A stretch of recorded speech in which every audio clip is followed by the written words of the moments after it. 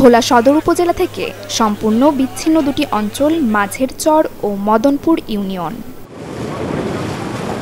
১৯৯৬ সালে নদী ভাঙনের পর আশেপাশের এলাকার অর্ধলক্ষাধিক মানুষ বসতি গড়ে তোলে এই চরাঞ্চলে।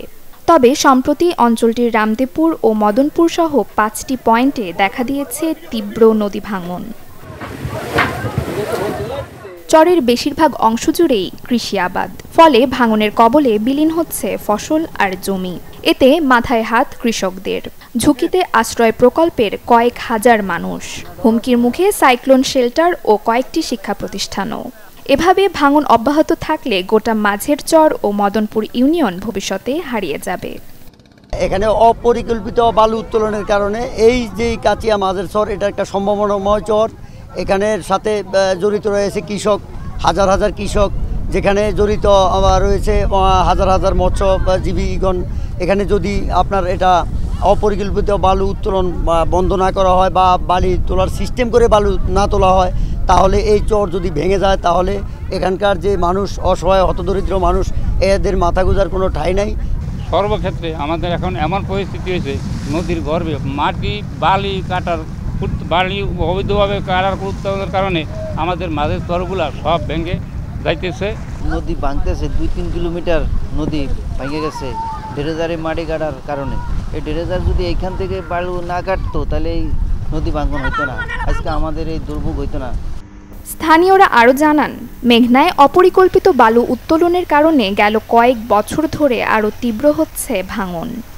এখন এই সরকারের কাছে আমরা বিনীতভাবে অনুরোধ করি, যদি আবাদ হতে এখান দিয়ে বালুটা না কাটিয়া ড্রেজারে অন্য কোথায় দিয়ে কাটে, তাহলে আমাদের এটা কি থাকার সম্ভাবনা। আর আবাদ হতে ইমার্জেন্সি। আমরা এই জায়গায় 15-16 হাজার মানুষের বসবাস। এই জায়গায় আমরা কৃষিকাজ করে খাই। আমাদের যে কৃষি জমি নদীতে ভাঙ্গা নিয়ে যাইতেছে। আমাকে ঘর দুয়ার নাই দেখে আমাকে সরকারে ঘর দিচ্ছে। অন্তে নদী যে অবস্থা করে, আমাকে কোনো ডালও নেই, আমাকে কোনো কুলও নেই। আপনি ঝিঙ্গা, চিচিঙ্গা, রেহা, বিভিন্ন মনে করেন তরকারি চাষ এখানে হয়। কিন্তু এই যে জায়গাটা আমি দাঁড়িয়ে আছি, এই জায়গা থেকে আরও 2 থেকে 2.5 কিলোমিটার পশ্চিমে আসছিল চরটা। কিন্তু আর ভাঙতে ভাঙতে এমন জায়গায় আইছে, এখন মনে হয় যে 2-10 দিন ভাঙলে মনে করেন আমরা যে জায়গাটা থাকি, সরকার আমাদেরকে যে জায়গাটা বাসস্থান করে দিছে, এই জায়গাটা এখন আর থাকবে না। আমরা অতি দ্রুত পানি উন্নয়ন বোর্ডের কাছে আবেদন করি যে যাতে জিওব্যাগ পালায় আমাদের কৃষি জমি রক্ষা করা হয়। এদিকে পানি উন্নয়ন বোর্ডের কর্মকর্তারা বলছেন, চর এলাকা পরিদর্শন করে দ্রুতই উপযুক্ত ব্যবস্থা নেওয়া হবে।